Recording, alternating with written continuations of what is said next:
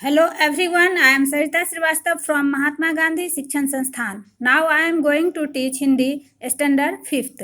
बच्चों आज मैं आपको इस वीडियो के माध्यम से आपके पाठ में आए जितने भी वैकल्पिक प्रश्न हैं उन प्रश्नों को मैं समझाने जा रही हूँ. पाठ 1 से लेकर पाठ 8 तक. पाठ 1 से लेकर पाठ 8 तक मैं उनमें के जितने भी वैकल्पिक प्रश्न हैं उन प्रश्नों को मैं समझाने जा रही हूँ. तो आओ हम पाठ 1 से शुरू करते हैं बच्चों. तो पाठ 1 में दिया हुआ है कि कांटों में कौन मुस्कराता है. तो विकल्प दिया हुआ है बच्चों, फूल, पौधे, पत्तियां. तो इसमें फूल इसका सही विकल्प होगा, तो इसमें फूल पे टिक लगा देंगे. फिर है ख में जीवन की सुंदर थाती कौन है. तो झीलें, कलियां और चिड़ियां, ये 3 विकल्प दिए हुए हैं. इसमें से सबसे सही विकल्प है कलियां, तो कलियां पे हम टिक लगा देंगे.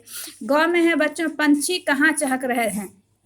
तो विकल्प है पर्वत पर, आकाश में और डालों पर. तो ये डालों पे इसका सही विकल्प है, लगा देंगे. फिर घ में है प्रश्न बच्चों, कलिकाएं कहाँ नाव चलाना चाहती हैं. तो इसमें झीलों में, तालाबों में और नदियों में. तो ये सारे इसमें विकल्प 3 विकल्प दिए हुए हैं. तो इसमें से सही विकल्प होगा नदियों में. तो नदियों में हम इस पर टिक लगा दिए. इसी तरह से अब हम पाठ 2 की ओर बढ़ते हैं बच्चों. तो पाठ 2 में दिया हुआ है कि जंगल में किन जानवरों की संख्या अधिक थी.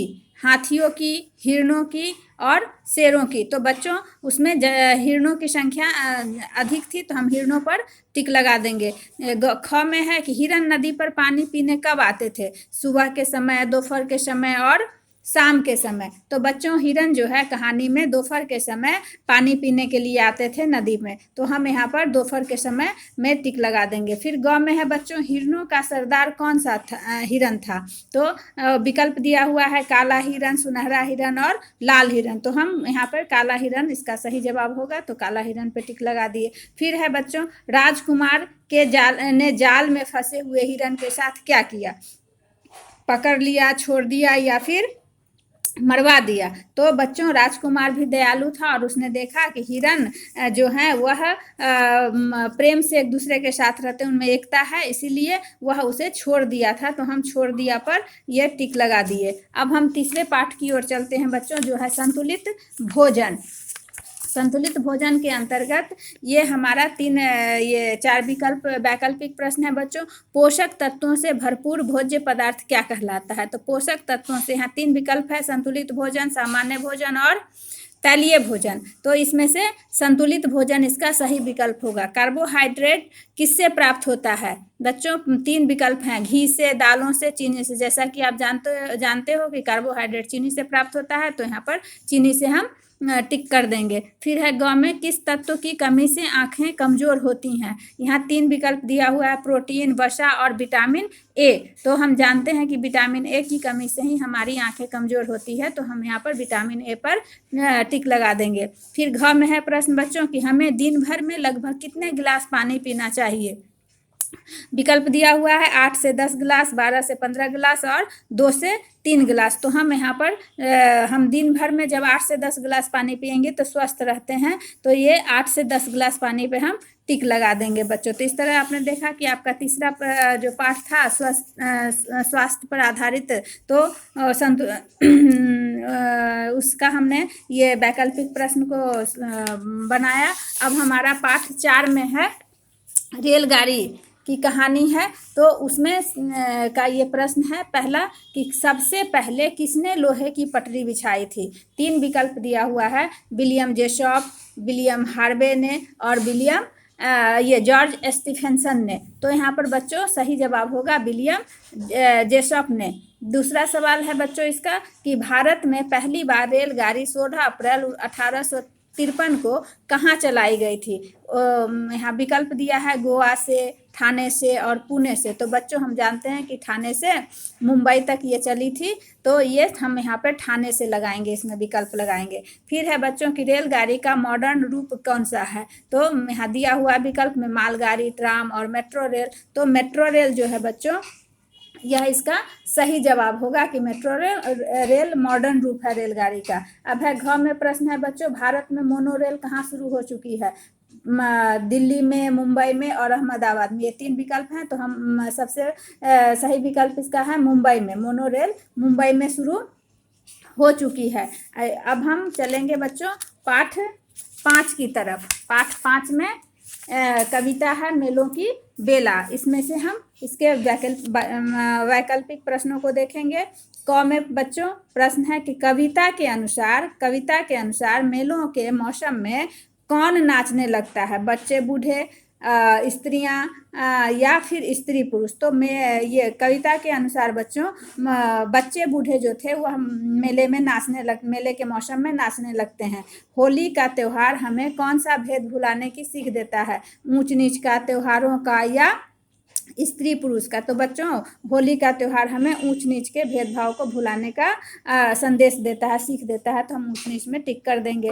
फिर है गिरिजन मिलजुल कर किस में भाग लेते हैं? गिरिजन का मतलब होता है बच्चों आदमी जन। तो ये जो है विकल्प दिया हुआ है पूजा पाठ में, मेले त्योहारों में और रथ यात्रा में। तो ये उड़ीसा में मनाया जाने वाला यह पर्व होता है जिसमें रथ यात्रा निकाली जाती है। तो उसमें ढेर सारे लोग इसमें मिलजुल कर भाग लेते हैं। तो ये हम यहाँ पर टिक लगाएंगे कि रथ यात्रा में लोग गिरिजन मिलजुल कर भाग लेते हैं।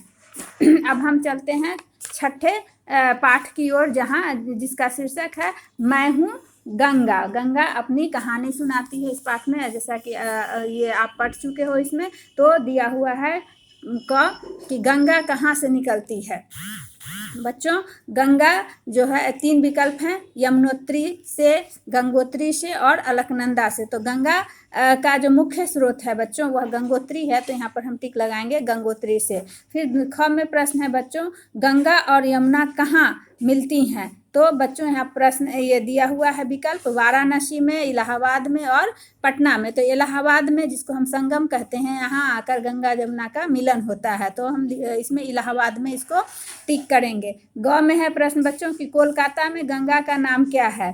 तो ये 3 ऑप्शन दिए हुए हैं, हुगली, मंदाकिनी और गंगा सागर। तो हुगली नाम है, कलकत्ता में गंगा का नाम हुगली है बच्चों। तो इस तरह से आप पाठ 6 का वैकल्पिक प्रश्नों को बनाया। अब पाठ बीच से भी आपके प्रश्न आप पूछे जाते हैं प्रायः। तो आपको बीच से भी पूरे पाठों को अच्छी तरह से पढ़ के रखना। अब हम लोग पाठ 7 में चलते हैं बच्चों।